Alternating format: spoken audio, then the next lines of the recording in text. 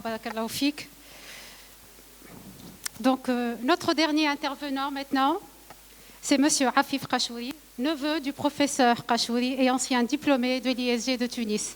C'est Afif Kashouri, شرفتنا ومرحبا بك.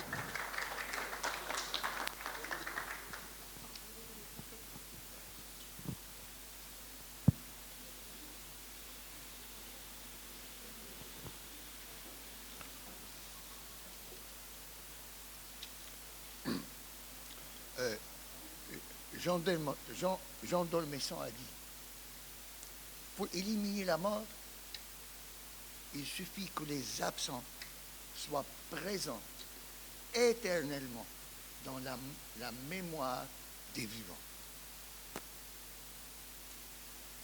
Je dirais pour ma part, la mort n'emporte que les passagers. La mort n'emporte que les passagers. Les bâtisseurs, eux, sont éternels. Le cycle de la vie ne s'applique pas à eux. À maturité, leur courbe de vie ne décline pas. Elle continue, elle continue, elle continue indéfiniment, inexorablement son ascension. Certes, Simonov est un bâtisseur. Certes, Simonov est un bâtisseur d'idées. Certes, Simonov est un bâtisseur de 3 générations. Et certes aussi, Simonov est un inventeur d'une méthode de réflexion et d'action. C'est ça le panthéon immatériel qu'il a bâti à force de réflexion, de cogitation, d'interrogation, de questionnement perpétuel, à force d'action, d'expérimentation dans le réel, et cela selon un processus dialectique, vertueux, efficient, en mouvement, de la réflexion à l'action, de l'action à la réflexion. Certes, Simonov est un bâtisseur. Certes aussi, Simonov est un bâtisseur avec des racines et des ailes. Il a construit une bâtisse immatérielle dans nos têtes, dans nos cœurs. Il a construit en chacun de nous une bâtisse muable, modulable, évolutive, réceptive.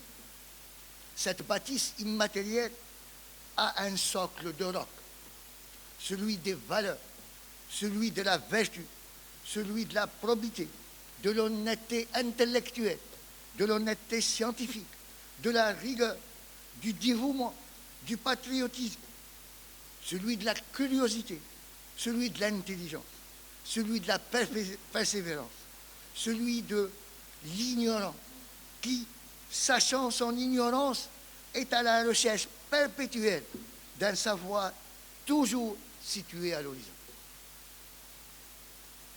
Par les temps qui courent, nous avons besoin ensemble et individuellement de raviver dans le réel les bâtisses immatérielles que nous ont léguées nos penseurs modernes tunisiens, dont Simonov fait partie prenante indéniablement.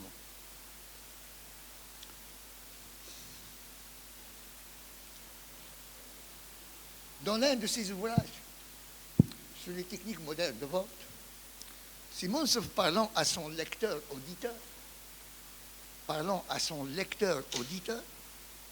lui a dit, je cite, rappelez-vous, toute personne, quelle qu'elle soit, a toujours des qualités et des défauts.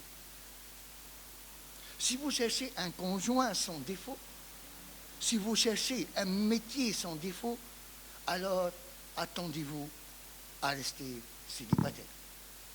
Et attendez-vous à rester chômeur. Choisissez la compagne dont vous valorisez les qualités et dont vous pouvez supporter les défauts. Choisissez votre métier De même, c'est là une règle que je vous conseille de suivre pour faire n'importe quel choix que vous avez à faire dans la vie. Ensuite, c'est toujours Simon Yaki.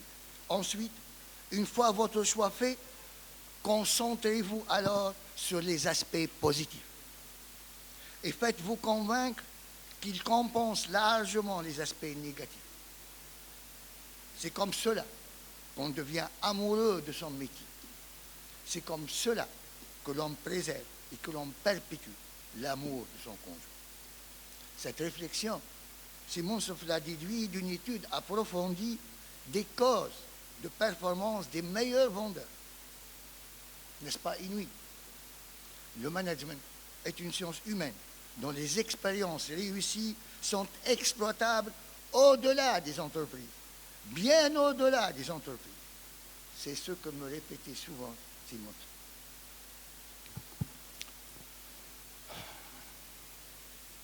Quand notre famille m'a honoré pour la représenter à cette manifestation, dont je salue affectueusement les organisatrices et les organisateurs, ainsi que les présents.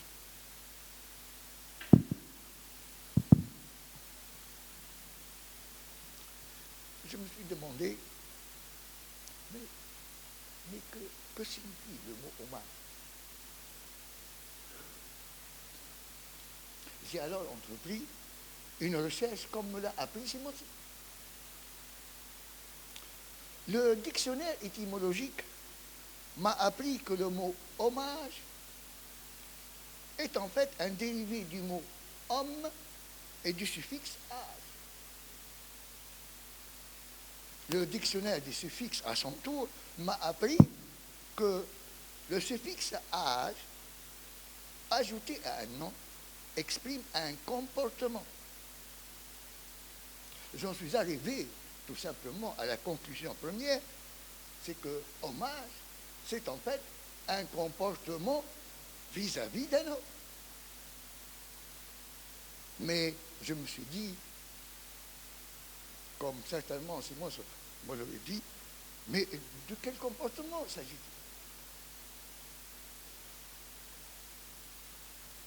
Fidèle à la méthodologie d'intelligence, c'est le mot qu'utilisait Simon pour parler du processus d'acquisition d'un nouveau savoir. Le processus d'acquisition d'un nouveau savoir, pour Simon, c'était ça l'intelligence. Donc face à cela, j'ai découvert dans le dictionnaire Larousse l'éclairage suivant. Un hommage, c'est une promesse. C'est le dictionnaire qui dit.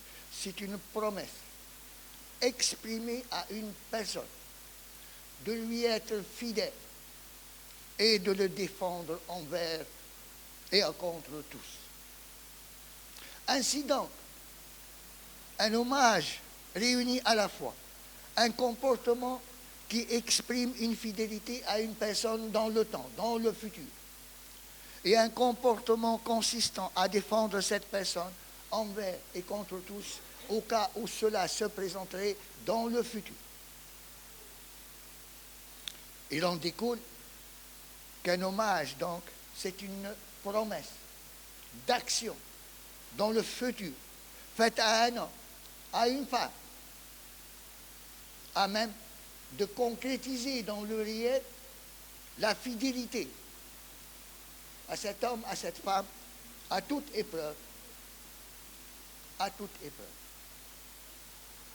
Aussi, aujourd'hui, solennellement, je vous invite à rendre hommage à Simonsov en lui faisant la promesse d'agir dans le futur, chacune et chacun selon ses possibilités, pour perpétuer sa pensée, pour perpétuer sa pédagogie. Une pensée consignée dans les différents livres qu'il a écrits, dans la multitude de séminaires qu'il a animés, dans les différentes notes que vous avez et que nous avons dans nos cahiers, dans les différents échanges que chacun de nous a eus avec lui et que nous gardons en mémoire.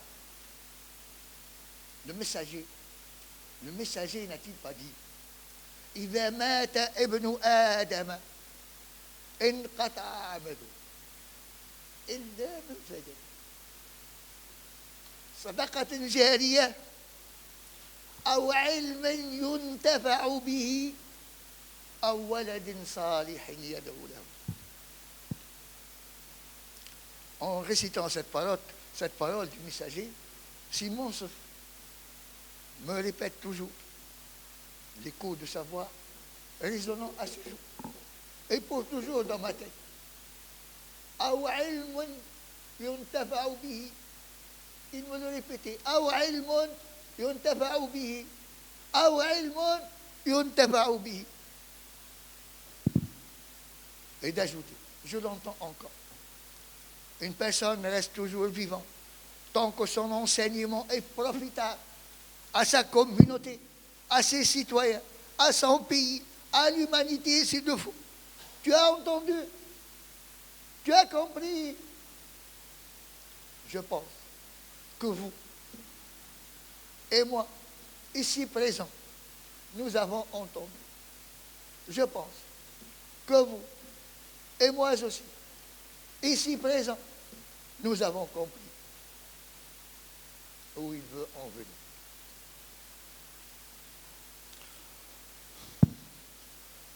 Pour le mot de la fin, Simon se souhaite prendre lui-même la parole et s'adresser à vous. Je lui cède donc le micro. Simon se passe. Dans mon